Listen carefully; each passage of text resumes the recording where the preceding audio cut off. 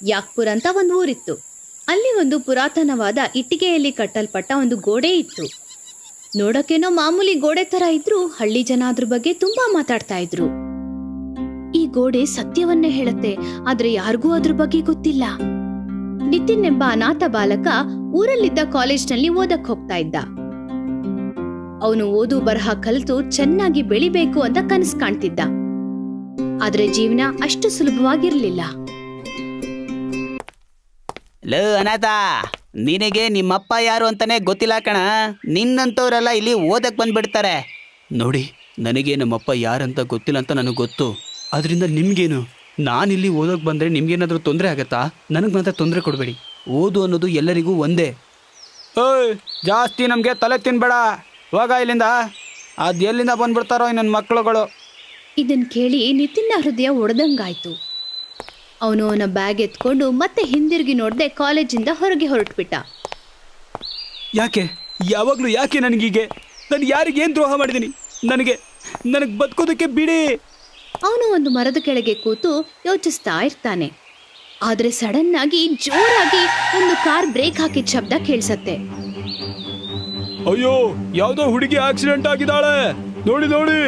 ನಿತಿನ ಜನರು ಕೂಗಿದ್ ಕೇಳಿದ ತಕ್ಷಣ ಏನು ಯೋಚನೆ ಮಾಡದೆ ಎದ್ದು ನಿಂತ್ಕೊಂಡು ಓಡ್ ಹೋಗಿ ಆ ಆಕ್ಸಿಡೆಂಟ್ ಆಗಿದ್ದ ಜಾಗಕ್ಕೆ ಬರ್ತಾನೆ. ಅವ್ನು ನೋಡ್ತಾನೆ ಒಬ್ಬ ಹೆಂಗಸು ನೆಲದ ಮೇಲೆ ಬಿದ್ದಿರೋದನ್ನ. ಅಯ್ಯೋ, ದೂರ ಹೋಗಿ, ಇವ್ರಿಗೆ ಗಾಳಿ ಕೊಡಿ, ಕುಡಿಯೋದಕ್ಕೆ ನೀರು ಕೊಡಿ. ಆ ಹೆಂಗಸಿನ ಕಣ್ಣುಗಳಲ್ಲಿ ತುಂಬಾ ಭಯ ಇತ್ತು. ಅವಳ ಮುಖದಲ್ಲಿ ಸುಸ್ತು ಮತ್ತು ನಡುಕ ಇತ್ತು. ಯಾರು? ನಾನು ಎಲ್ಲಿದ್ದೀನಿ? ಗೋಡೆ ಎಲ್ಲಿದೆ? ನನ್ ಮಗು. ಅಯ್ಯೋ, ಇವ್ರ ಪರಿಸ್ಥಿತಿ ತುಂಬಾ ಕೆಟ್ಟದಾಗಿದೆ. ನಾವು ಆದಷ್ಟು ಬೇಗ ಇವ್ರನ್ನ ಆಸ್ಪತ್ರೆಗೆ ಕರ್ಕೊಂಡು ಹೋಗ್ಬೇಕು. ಅಕ್ಕಪಕ್ಕದಲ್ಲಿದ್ದ ಜನರ ಸಹಾಯವನ್ನು ತಗೊಂಡು ನಿತಿನ್ ಆ ಹೆಂಗಸನ್ನ ಆಸ್ಪತ್ರೆಗೆ ಕರ್ಕೊಂಡು ಹೋಗಿ ಟ್ರೀಟ್ಮೆಂಟ್ ಕೊಡಿಸ್ತಾನೆ. ಜೋರಾಗೇನು ಏಟ್ ಬಿದ್ದಿಲ್ಲ. 1-2 ದಿನ ರೆಸ್ಟ್ ತಗೊಂಡ್ರೆ ಸರಿ ಹೋಗುತ್ತೆ. ಆದ್ರೆ ಇವ್ರನ್ನ ಸ್ವಲ್ಪ ನೋಡ್ಕೋಬೇಕಾಗತ್ತೆ, ಗೊತ್ತಾಯ್ತಾ? ಆಯ್ತು ಡಾಕ್ಟರ್ ಸರ್, ನಾನು ಇವ್ರನ್ನ ನೋಡ್ಕೋತೀನಿ. ನಿತಿನ ಹೆಂಗಸನ್ನ ಅವನ ಚಿಕ್ಕದಾದ ಮನೆಗೆ ಕರ್ಕೊಂಡು ಬರ್ತಾನೆ. ಅವನ ಹತ್ರ ಅಷ್ಟೇನು ಇಲ್ದೇ ಇದ್ರೂ ಹೃದಯ ಮಾತ್ರ ದೊಡ್ಡದಾಗಿತ್ತು. ಅವನ್ ಅಂದ್ಕೊಂಡ ಆ ಹೆಂಗಸು 4 ದಿನ ವಿಶ್ರಾಂತಿ ಪಡೆದ್ರೆ ಸರಿ ಹೋಗ್ಬೋದು ಅಂತ. ನಿಮ್ಮ ಹೆಸರೇನು? ನನ್ನ ಹೆಸರು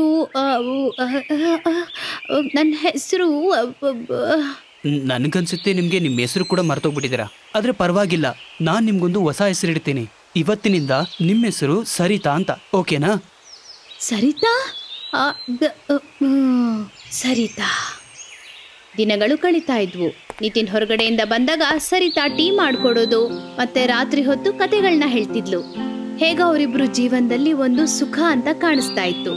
ಆದ್ರೆ ಒಂದು ದಿನ, ನಿತಿನ್, ನಿಂಗ್ ಗೊತ್ತಾ, ನನ್ಗೇನೋ ಅನ್ನಿಸ್ತಾ ಇರತ್ತೆ, ನನ್ಗೋಸ್ಕರ ಯಾರೋ ಕಾಯ್ತಾ ಇದ್ದಾರೆ ಅಂತ. ಯಾರು? ನನ್ನ ಮಗು.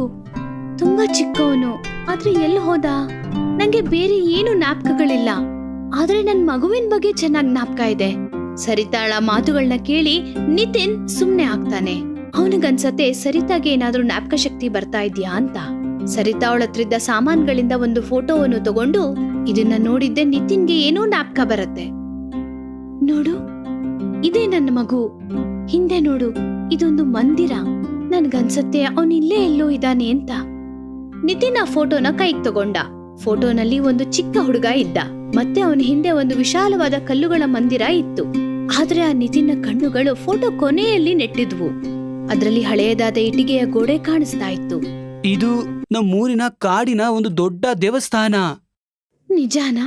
ನೀನು ನನ್ನನ್ನ ಅಲ್ಲಿ ಕರ್ಕೊಂಡು ಹೋಗ್ತೀಯಾ? ಆ ಜಾಗದಲ್ಲಿ ಯಾರು ಇರೋದಿಲ್ಲ, ಮತ್ತೆ ಅದು ತುಂಬಾ ರಹಸ್ಯವಾದ ಜಾಗ. ಆ ಜಾಗ ಎಂತಹದಾದ್ರೂ ಇರ್ಲಿ, ನೀನ್ ನನ್ನನ್ನ ಅಲ್ಲಿ ಕರ್ಕೊಂಡು ಹೋಗು ಪ್ಲೀಸ್ ನಿತಿನ್.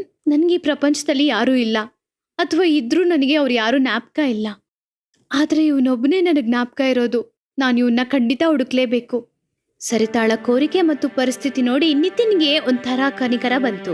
ಅವನು ಸರಿತಾ ಅವಳ ಮಗು ಬಗ್ಗೆ ಇಷ್ಟು ಆತಂಕ ಪಡ್ತಿರೋದನ್ನ ನೋಡಿ ಬೇಜಾರ್ಗೊಂಡ. ಸರಿ, ನೀವ್ ಹೇಗೆ ಹೇಳ್ತಿರೋ ಹಾಗೆ ನಾವಿಬ್ರು ಸೇರ್ಕೊಂಡು ಆ ಕಾಡಿಗೆ ಹೋಗೋಣ. ಹಾಗೆ ನಿಮ್ ಮಗ ಎಲ್ಲಿದ್ದಾನೆ ಅಂತ ನಾವು ತಿಳ್ಕೊಳ್ಳೋಣ. ನಾವಲ್ಲಿಗೆ ಹೋದ್ರೆ ಖಂಡಿತ ಏನಾದ್ರೂ ಒಂದು ನಮ್ಗೆ ಗೊತ್ತಾಗತ್ತೆ. ಯಾಕಂದ್ರೆ ಅದೊಂದು ಮಾಯ ಮಾತನಾಡುವ ಗೋಡೆ. ಯಾಕಂದ್ರೆ ಅದು ನಮ್ಮ ಭೂತ, ವರ್ತಮಾನ, ಭವಿಷ್ಯದ ಬಗ್ಗೆ ನಮ್ಗೆ ಸತ್ಯನ ಹೇಳುತ್ತೆ. ಏನು ಇದು ನಿಜಾನಾ? ಅದಕ್ಕೆ ನೀವು ಚಿಂತೆ ಮಾಡಕ್ ಹೋಗ್ಬೇಡಿ. ನಾವಲ್ಲಿ ಹೋಗಿ ಏನಾದ್ರೂ ಹುಡುಕಿದ್ರೆ ಪಕ್ಕ ಫಲ ಸಿಗತ್ತೆ. ನಿತಿನ್ನ ಮಾತುಗಳನ್ನ ಕೇಳಿ ಸರಿತಾ ಕಣ್ಣಲ್ಲಿ ಒಂದು ಆಸೆ ಹುಟ್ಕೊಳ್ತು. ಹೇಗೆ ಅಂದ್ರೆ ಕತ್ತಲಲ್ಲಿ ಒಂದು ಆಶಾಕಿರಣ ಹುಟ್ಟಿದಾಗೆ. ಸರಿ ಸರಿ, ಹಾಗಿದ್ರೆ ನಾಳೆನೆ ಹೋಗೋಣ ಅಲ್ಲಿಗೆ. ನನ್ಗೆ ಇನ್ನಷ್ಟು ಕಾಯಕ್ ಸಾಧ್ಯನೇ ಇಲ್ಲ. ಆಯ್ತು, ಮತ್ತೆ ದೇವಸ್ಥಾನಕ್ಕೆ ಹೋಗುವಂತ ದಾರಿ ಅಷ್ಟೊಂದು ಸುಲಭವಾಗಿಲ್ಲ. ಅದನ್ನ ನಾನ್ ನೋಡ್ಕೋತೀನಿ, ನಿಮಗ್ ಮಾತ್ ಕೊಡ್ತೀನಿ. ಬೆಳಗ್ಗೆ ಆಗ್ತಾನೆ ಸರಿತಾ ಮತ್ತೆ ನಿತಿನ್ ಇಬ್ರು ಕಾಡಿನ ದಾರಿ ಕಡೆ ಹೊರಡ್ತಾರೆ.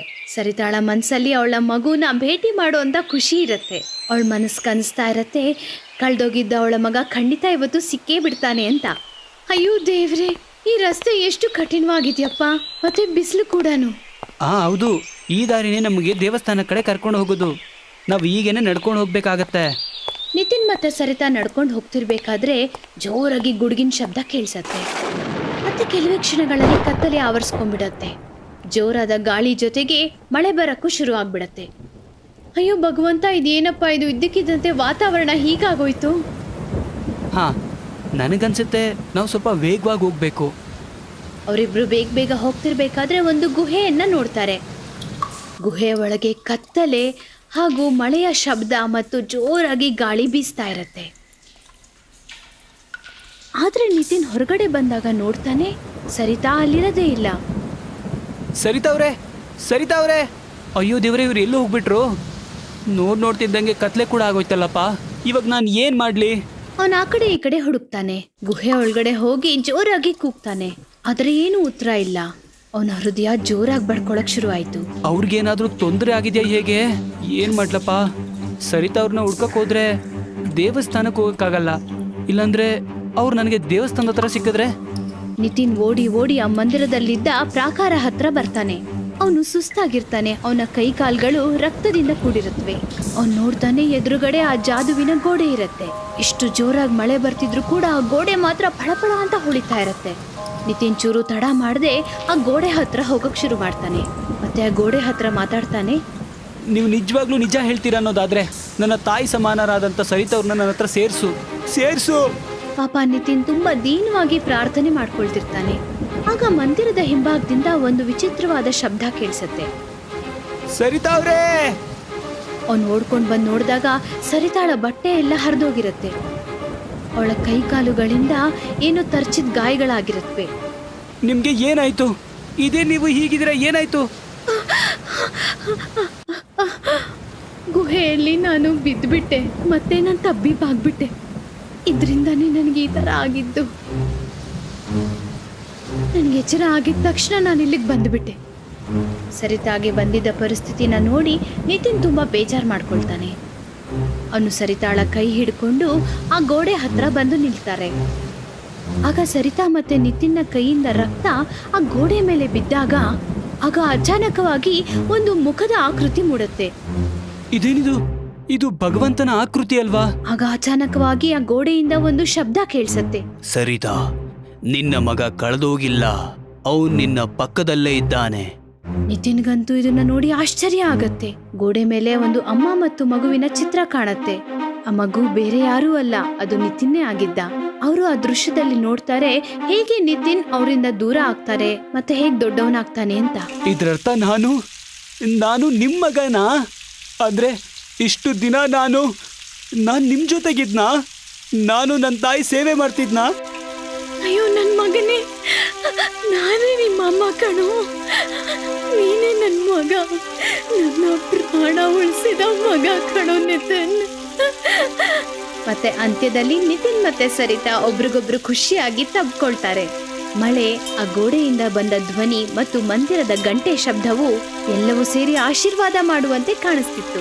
ಕೊನೆಯಲ್ಲಿ ಜಾದುವಿನ ಮಾತಾಡೋ ಗೋಡೆಯಿಂದ ಸುಮಾರು ವರ್ಷಗಳಿಂದ ಕಳೆದೋಗಿದ್ದ ತಾಯಿ ಮಗನ ಮಿಲನವಾಯಿತು.